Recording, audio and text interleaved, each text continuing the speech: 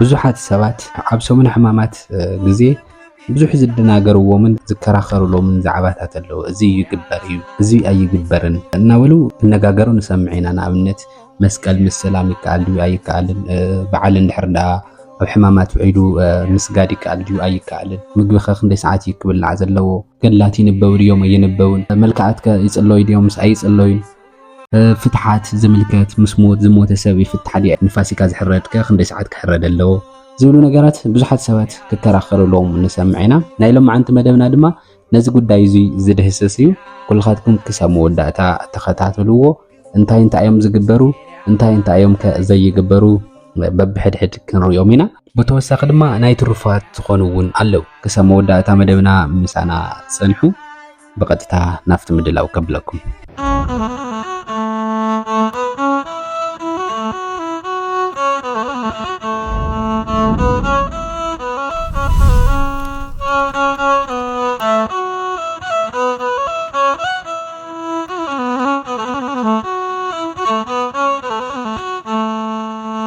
ሰላም ዝተፈተኹም ኣብ መላእ ዓለም ትርከቡ ኦርቶዶክሳውያን ኣሕዋትን ኣሓትን ብልዑል እግዚኣብሔር ስም ከመይ ቀኒኸትኩም? ኣምላኽና እግዚኣብሔር ናብዚ ሰዓት እዚ ስለ ዘብፅሐና ጾምና ብሰላም ፈጺሙ ድማ ናብ ሰሙነ ሕማማት ስለ ዘእተወና ስሙ ንዘላለም ዝኸበረን ዝተመስገነን ይኹን። ከምቲ ኣብ መእተዊ ዝሰማዕኹምዎ ስለ ኣብ ሕማማት ዝግበሩን ዘይግበሩን ነገራት ቅድሚ ምውጋዕና ቅድሚኡ እስኪ ንእሽተይ ነገራት ክንብል ስለ ሕማማት ማለት እዩ። ስለታ ሰሙን ንእሽተይ ነገር ከዋግዑኩም ቀፂላ ናፍቶም ዝግበሩን ዘይግበሩን ክንኣቱ ኢና ማለት እዩ። ብመሰረቱ ሰሙነ ሕማማት እንብሎ ሰሙን ብግብረ ሕማማት መሰረት ካብ ድሮ ሆሳዕና ምሸት ጀሚሩ ክሳዕ ስቕለቱ ዘሎ ግዜ እዩ። ሆሳዕና ሰንበት እዩ። ጎይታና መድሓኒና ኢየሱስ ክርስቶስ ተጽኢኖ ዲበ እዋል ወበኣ ሃገረ ኢየሩሳሌም በኣድጊ ተጻዒኑሲ ኣብ ኣድጊ ተጻዒኑ ሃገረ ኢየሩሳሌም ዝኣተወሉ ናይ ሰላም ንጉስ ምዃኑ ዝገለጸሉ ሶኒ አንጽሖተ ቤተ መቅደስ እያ ትበሃል። ጎይታና መድሓኒና ኢየሱስ ክርስቶስ ኣብታ ቤተ መቅደስ ኣትዩ ሰባት ክሸጡ ክልውጡ ረኺብዎም ነይሩ። ዮሐንስ ወንጌል ምዕራፍ 2:14 ተንቢብኩሞ ወረከበ በምኩራብ እለ ይሰይጡ ወይሳየጡ አልህምተ ወአባግዕ ወአርጋበ ወመወልጣነን ዘይነብሩ። እነሆ ኣብቲ ቤተ መቅደስ ኣብቲ ምኩራብ ኮይኖም ሲ ኣባግዕ አልህምቲ ኣዕዋፍ ክሸጡ ረኺብዎም وجبر مكسفة تبتابي زحابل وسدد كله مكراب عباقعاني وعلهمتني وزروا ورقوم لمولدان وقفتع معداتهم ومنابرتهم لألا يسيطوا رقوا جنبالا لذي ويتنا عمل حالنا عيس كريسوس نافت بيت مقدس آتيو وجبر مكسفة تبتابي زحابل كاف جمد جغرا في سريحو نتي بيت مقدس زن سهلو خناتات نرئي بود ما انصوه بيت مقدس تبهل سوني مالتي سولس ألا تمرت تبهل قويتنا مدحنينا يس كريسوس سفح تمرتي ذهاب الله معلتي مالتي ربع نفلت عينا خلاتنا مكر عيهود تبهل دقيم يهي يسنى نقتل أحادو بإسي أم يتحاقل كل سب كابز تخاخ كابز بلسي حدا سب نقتل إلهم تنقاقيرهم زمخارولو معلتي يو ربع مالتي حمس صلوت حمس إنها تبهلت تفلت خلط عبيت نقرات تفتي مملات حدا هزبات أقريب خلعي دما مستر قربان تسرع الله معلتي ተወሳኺ ድማ ጎይታና መድሓኒና ኢየሱስ ክርስቶስ ነፍሱ ተጨኒቃ ብብዙሕ ናይ ጸሎትን ናይ ስግደትን ዘሕለፈላ መዓልቲ እውን ነይራ ማለት እዩ። ሐሙስ ዓርቢ ንፈልጦ ኢና ጲላጦስ ናብ ሄሮድስ ካብ ሄሮድስ ናብ ጲላጦስ ናመላለሱ ውዒሎም 6 ሰዓት ዓርቢ ድማ ክርስቶስ ኢየሱስ ዝተሰቀለሉ መዓልቲ ነስታውሰሉ ዕለት እዩ። ቀዳም ጎይታና መድሓኒና ኢየሱስ ክርስቶስ ኣብ ከርሰ መቃብር ነፍሱ ካብ ስጉኡ ተፈሊዓ ዓርቢ መለኮቱ ምስ ክልቲኡ ምስ ነፍሱ ምስ ስጉኡ ተዋሂዱ ዝነበረሉ ኣብ ከርሰ መቃብር ዝነበረሉ መዓልቲ እዩ። ቀዳም ስዑር ድማ ትበሃል። ብሓዘን ናይ ክርስቶስ ኢየሱስ ሞት ናስታወስና ትንሳኤ ስለ ዘይተገለጸ ክርስቲያን ብሓዘን ዝነበረላ መዓልቲ እያ። ብኡ ድማ ትጽውዖ። ስለዚ እዚ ካበልና ናብ ሰሙነ ሕማማት ክንምለስ። ሰሙነ ሕማማት ክበሃል ከሎ ሰለስተ ነገራት እነስታውሰሉ ግዜ እዩ። ብመጀመርታ ናይ ጎይታና መድሓኒና ኢየሱስ ክርስቶስ መከራ መስቀል፣ ካልኣይ ድማ ኣብ ዘመነ ብሉይ ዝነበረው ናይ ደቂ ሰባት ስቃይ፣ ሳልሳይ ናይ ግሊ ሓጢኣትና እናዘከርና እናሓዝነሉ ዘመን። ስቃይ ወዲ ሰብ ክንብል ከለና ኣብ ብሉይ ኪዳን ዝነበረ መከራ ኢና ናሓስብ። ብሉይ ኪዳን ዘመነ ጸልማት እዩ። ድሕነት ብትንቢትን ምሳሌን እምበር ብተግባር ዘይተፈጸመሉ ዘመን እዩ። ሕጂ ኣብ ሓድሽ ኪዳን ዝፍጸሙ ነገራት መብዛሕትኦም ኣብ ብሉይ ኪዳን ዘይነበሩ እዮም። በዚ ምኽንያት እዚ ድማ ኣብ ሰሙነ ሕማማት ሓደሽቲ ወይ ድማ ፍሉያት ስርዓታት ንርኢ። እቲ ምስጢር ድማ ኣብዚ ሰሙን እዚ ዘመነ ብሉይ ስለ እንሓስብ እዩ። ኣብ ሰሙነ ሕማማት ሰባት ተሳቀዮም ኣብ ትሕቲ ሞት ተገዚኦም ኣብ ልዕሊ ሞተ ስጋ ሞተ ነፍሲ ኣብ ልዕሊ ርደተ መቃብር ድማ ርደተ ሲኦል ተፈሪድዎም ሞይቶም ተቐቢሮም ይተርፍ ነይሮም። ነገር ግን ኣብ ሰሙነ ሕማማት ዝሞተ ሰብ ይኹነን ወይ ድማ ሲኦል ይወርድ ማለትና ግን ኣይኮነን። እዚ ነቲ ዘመን ንምዝከር እዩ ተሰሪዑ። ሰሙነ ሕማማት ብስግደትን ብጸሎትን ዝሓልፍ ፍሉይን ድንቅን ሰሙን እዩ። እዚ ሰሙን እዚ ብወግዒ ዝጅምር ከምቲ ዓንተወ ዝበልናዮ ካብ ቀዳም ምሸት ወይ ድማ ዋዜማ ሆሳዕና ጀሚሩ እዩ። እቶም ክልኩላት እንብሎም ነገራት ግና ካብ ሰንበት ድሕሪ ቅዳሴ ኣብ ዘለዎ ግዝያት ኢና ንሪኦ። መጽሓፈ ግብረ ሕማማት ከም ዝሕብሮ ግና ንባብ ግብረ ሕማማት ካብ ቀዳም ምሸት እዩ ዝጅምር። ካብ ቀዳም ምሸት ጀሚሩ ክሳብ ቀዳም ስዑር ለይቲ ትንሣኤ ዝንበብ ክፍሊ ግብረ ሕማማት ይበሃል። ኣብ በዓለ ሆሳዕና ዝንበቡ መልእኽታትን ወንጌላትን እውን ብመሰረት ስርዓተ ግብረ ሕማማት እዮም ዝፍጸሙ። እቲ ስርዓተ ምእዋድ እውን ብመሰረት እቲ መጽሓፍ እዩ ዝከናወን። ከም ዝፍለጥ ኣብ መዓልተ ሆሳዕና ድሕሪ ቅዳሴን ምእዋድን ጸሎተ ፍትሓት ይግበር። በቲ ስርዓት መሰረት እቲ ስርዓተ ምእዋድ ቅድሚት ድሕሪኡ ድማ ቅዳሴ ክኸውን ነይሩዎ። ግናኸ ህዝቢ ምእንታ ክሪኦ ተባሂሉ ድሕሪ ቅዳሴ ይግበር። ድሕሪኡ ጸሎተ ፍትሓት ተገይሩ ምስ ተሰናበትና ካብቲ ሰዓት እቲ ጀሚሩ እዩ እቲ ኣብ ሰሙነ ሕማማት ዝፍቀድን ዘይፍቀድን ተግባራት ዝጅምር። ሕማማት ዝብል ቃል ሕማም ንዝብል ቃል ዘብዝሕ ኮይኑ ትርጉሙ ድማ መከራ ወይ ስቃይ ማለት እዩ። ስለዚ ሰሙነ ሕማማት ማለት እውን ሰሙነ ስቃይ ወይ ድማ ናይ ዝተፈላለዩ መከራታት ዝሕሰብሉ ሰሙን ማለት። እቲ ናይ መጀመርታ ስቃይ ወዲ ሰብ እዩ። ኣብ ዘመነ ብሉይ ኪዳን ን5500 ዓመታት ወዲ ሰብ ዘሕለፈ መከራ ይሕሰበሉ። ካብ ሕቑፊ እግዚኣብሔር ርሒቑ ካብ ገነት ወፂኡ ናይ ኣጋንንቲ ባርያ ኮይኑ ከምኡውን ናብ ሲኦል ወሪድና ከም ዝነበርና እነስታውሰሉ ግዜ እዩ። ካልኣይ ሕማማተ ክርስቶስ ጎይታናን መድሓኒትናን ኢየሱስ ክርስቶስ ካብዚ ኩሉ ዝበፅሓና መከራ ነፃ ንኸውፃና ዝተቐበሎ ስቃይን መከራ ሞትን ዝሕሰበሉ ግዜ እዩ። ሳልሳይ ድማ ምልኣት ሓጢኣት ደቂ ሰባት ብዕለት ዕለት ዝገብርዎ ሓጢኣት እናሓሰቡ ዝሓዝንሉን ዝበኺሉን ግዜ እዩ። ካብ ሰንበት ድሕሪ ስንብት ጀሚሩ ክሳብ ዓርቢ ምሸት ዘሎ ግዜ ናይቲ 5500 ዓመታት ምሳሌ እዩ። እዚ ድማ እቲ 5 መዓልትን ፈረቓን ዝበሃል እዩ። ጎይታና ኣዳም ድሕሪ 5 መዓልትን ፈረቓን ካብ ጓልጓል ከተወሊደ ከድሕነካ ኢሉ ዝኣተወ ቃል ኪዳን መፈጸምታ እዩ። ስለዚ ሰሙነ ሕማማት ክንብል ከለና መጀመርታ ናትና ሕማምን ስቃይን እናሓስበሉ፣ ካልኣይ ድማ ሕማማተ ክርስቶስ እንዝክረሉ ሰሙን እዩ። ክርያኤሊሶን ወይ ድማ ክርያላይሶን እናበልና ድማ ምሕረት ንጥይቕ። ኣብ ሰሙነ ሕማማት ዘይግበሩ ዓበይቲ ተግባራት ቀዳማይ ቅዳሴ የለን። ሶኒ፣ ሶሉስ፣ ረቡዕን ዓርብን ናይ ቅዳሴ ኣገልግሎት የለን። ዕለተ ሐሙስ ጥራሕ ግን ስርዓተ ቁርባን ዝተሰርዐሉ ዕለት ስለ ዝኾነ ይቕደስ እዩ። ካልኦት መዓልትታት ቅዳሴ ዘይብሎም ድማ ነቲ ቅዳሴ ዘይነበረሉ ዘመነ ብሉይ ንምዝካር እዩ። ካልኣይ ቡራኬ የለን። ካብ ሆሳዕና ድሕሪ ሰዓት ጀሚሮም ካህናት ይኹኑ ጳጳሳት መስቀሎም የቐምጡ እዮም። ዝኾነ ዓይነት ቡራኬ ዝክር ምብራኽ ወይ ድማ ማኣዲ ብመስቀል ምብራኽ ዝበሃል የለን። እዚ ድማ ኣብቲ ብሉይ ኪዳን ሓይሊ መስቀል ብግብሪ ተገሊጹ ስለ ዘይነበረ ንምሕሳብ እዩ። ሳልሳይ ጸሎተ ፍትሓት የለን።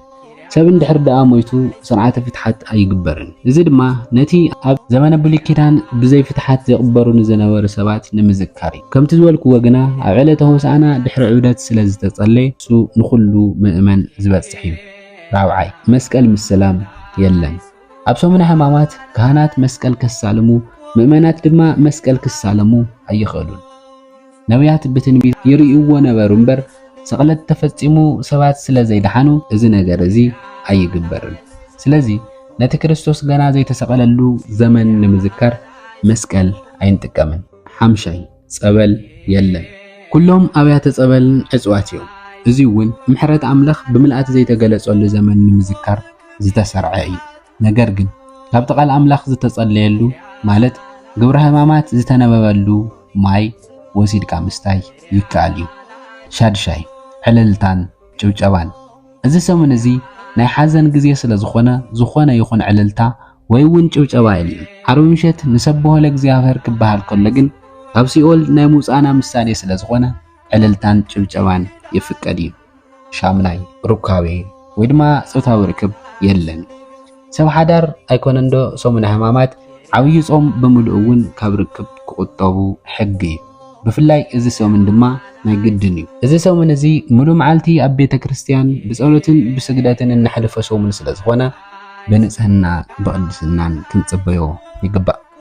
ታሽዓይ ስርዓተ ኣመጋግባን ጾምን እቲ ዝኸበደ ጾም ኣብዚ ሶምን እዚ እዩ ዘሎ ብፍላይ ዓርብ ስቕለት ዝኾነ ይኹን ምግቢ ወይ ድማ ማይ ከይጠዓምካ እዩ ዝወዓል ብመሰረት ፍትሐ ነገሥት ክሳብ ከዋኽብቲ ዝወፁ ማለት ምሸት 1 ሰዓት ክጽዎም ይግባእ ዝብልዑ ነገራት ድማ ከም እንጀራ ብጨው ቅጫ ወይ ድማ ቆሎ ከምኡውን ማይ ጥራሕ ክኾኑ ይእዝዝ ዓቕሚ ዘለዎም ሰባት ድማ ኣክፍሎት ክገብሩ ማለት ንመዓልትታት ከይበልዑ ክጸንሑ ይኽእሉ እዮም ካብዚ ብላዕሊ ዓቕሚ ዘለዎም ድማ ካብ ሐሙስ ጀሚሮም ክሳብ ለይቲ ትንሳኤ ይጾሙ እዚ ድማ ምስቲ ጎይታና መድኃኒና ኢየሱስ ክርስቶስ ዝተቐበለ መከራ ንምስታፍ ወይ ድማ ንምሕባር ዝግበር እዩ ዓስራይ ሰላምታ ብምሉእ ሰሙን ኣይኽልከልን እዩ ዝኽልከል ኣብ መዓልቲ ጸሎት ሐሙስ ጥራሕ እዩ እዚ ድማ ይሁዳ ንጎይታ ብሰላም ወይ ድማ ብምስዓም ኣሕሊፉ ከም ዝሃቦ ንምዝካር እዩ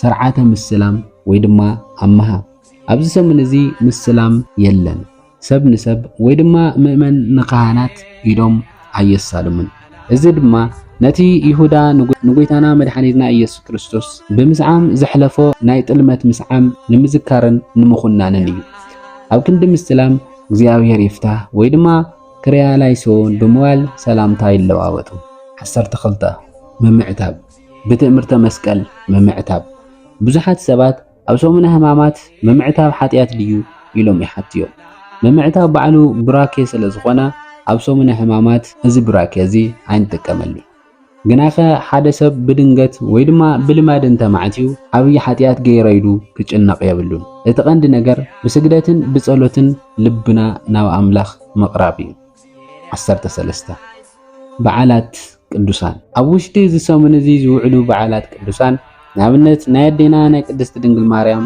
በዓላት ወይ ናይ ካልኦት ቅዱሳን በዓላት ብድምቀት ኣይበዓሉን ታቦቶም ኣይወፅን ማህሌት እውን ኣይቕወምን እቲ ምኽንያት ድማ ኩሉ ኣቓልቦና ኣብቲ ጎይታ ዝተቐበለ ሕማማት ክኸውን ስለ ዝግብኦ እዩ እዚ ናይ ቅዱሳን በዓል እዚ ድማ ብስግደት ኢና ነብዕሎም እቶም ቅዱሳን በዓሎም እውን ክብሪ ዝረኸቡ ብመስቀል ክርስቶስ ስለ ዝኾነ ኣብዚ ሰሙን እዚ ብዋናነት ነቲ ኣብ መስቀል ተሰቐለ ጎይታ ኢና ንዝክር 14 ስርዓተ መቃብር ወይ ድማ ምብራኽ ኣብዚ ሰሙን እዚ ዝዓርፉ ክርስቲያን መቃብሮም ምብራኽ ኣይፍጸመሉን እዩ እዚ ድማ ነቲ ቅድሚ ትንሣኤ ክርስቶስ ዝነበረ ናይ መከራ ዘመንን ኩሉ ሰብ ብዘይ ተስፋ ናብ ሲኦል ዝወርደሉ ዝነበረ ግዜን ንምዝካር እዩ 15 ንፋሲካ ዝግበር ሕርደት ፋሲካ ንምብዓል ዝግበር ሕርደት ቅድሚ ትንሣኤ ምእዋጁ ክግበር የብሉን ገለ ሰባት ቀዲሞም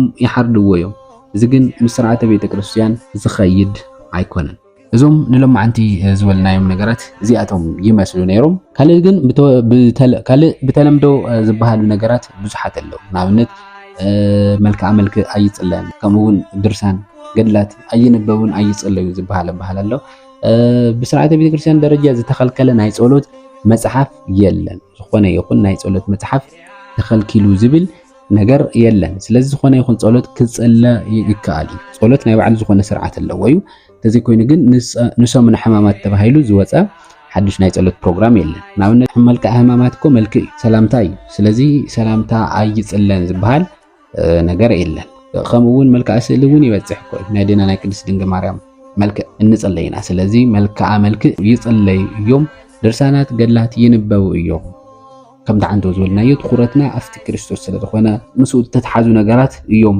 ዝቐርቡ ንምባል ዳ እምበር ዝተኸልከሉ ኣለዉ ማለት ግን ኣይኮነን ማለት እዩ ብተወሳኺ ሰባት ዝገብርዎም ነገራት ኣለዉ ማለት ንኣብነት ጫማ ናብ ጽርኻ ምኻድ ኣሎ ተምሃሮን ሃለና ብዙሓት ተምሃሮ ናብ ትምህርቲ ጥራሕ እግሮም ይመጹ ነይሮም እዚ ድማ ዝበዝሐ በረከት ዝርከበሉ እዩ ንኹሉ ሰብ ዝግደድ ግን ኣይኮነን ማለት እዩ ብድሌት ዝግበር ነገር እዩ ካልእ ዓበይቲ ዋላት ተሪኢኹም ምድቃሶም ዝፈልዩ ኣለዉ ምድቃሶም ማለት ካብ ዓራት ወሪዶም ኣብ መሬት ዝድቅሱ ኣቦታት ኣለዉ ፃንቶ እዚ ነገር ክኹም ኣመጋግቦኦም ብጣዕሚ ለቕንሱ መሰረቱ ዘይበልዑ ኣቦታት እውን ኣለዉ እዮም ቤተ ክርስቲያንና ክትፈልጥዎ ማለት እዩ ሕማማት ብምሉእ ስቕ ዝብሉ ማለት እዩ ገዳማት ድማ ጾመ ርብዓ ብምሉእ ዘይበልዑ ቅዱሳን ኣቦታት እውን ኣለዉ ማለት እዩ ገዳማት ስለዚ ኣብ ንሕና ድማ ብዝተኻለና ከምቲ ኣፍታህ ነገሥቲ ተጠቂሱ ዘሎ ሜቢ እንጀራ ብልጨው ኢሉ ጠቂሱ ኣሎ ቆሎ ማይ ከምዚ ኣብ ስዋዕ ኢለሎ ሰብ ማለት እዩ ስዋዕ ትፈልጥዎ ኢኹም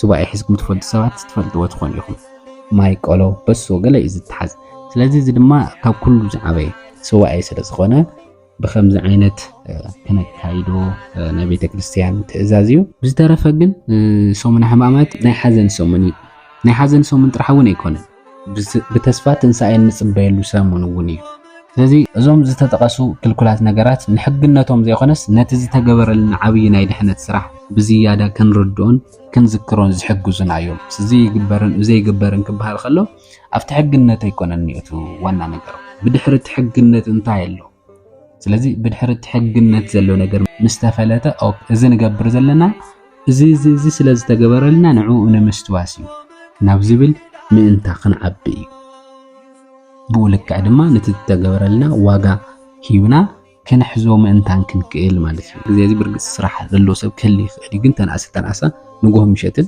سكع مشتل من معلتي ناي نجوه ناي 3 ساعات سجدت 10 ساعات سجدت كسجدني واحد كريستيان بيت كريستيان ترخيو مالك ناي من قصة صراحة جلز اللو سوينا يقول صراحة سلو لو سو توم 4 معلس كحمس جوز اللو درجة ناي صراحة معلتي يوم زخون بوز حسابنا زو ناي نجوهنا ناي مشت ساعات جدا كن جورو خن كيل علنا مالتي بزتعمل كرو زيهم كتجبروا ده خالكم سوات لما مالتي نجهم متسخم أفتا مشهدون متسخم أفتا قطر زلا وسرح بوتهم تخليكم لما مسحف تمام باب نعمت حمامات نبل مسحف كتاب بوت خليكم زي ما ساسلو منفسكم ناوزي غير كقرب زخل عينة مسحف منباب ودما قلوت مسحف ستات كتاب بو تخليكم خنياتو توان علامة منفساوي هيوت كان ممحيات سلا زخونه مالتي እዚ ግን ንኽትመጹ ዘይخالكم ግድን ዝኾነኩም እዩ ዝብል ኣሎ ንመጽ ሰባት ድማ ንመጽ ስለ ዘለና ኣፍቱ መጽኻ ብመሓዝት ኮይንካ መጽኻ ሓደ ግዜ ወግዒ ገለታት ኣሎ እዩ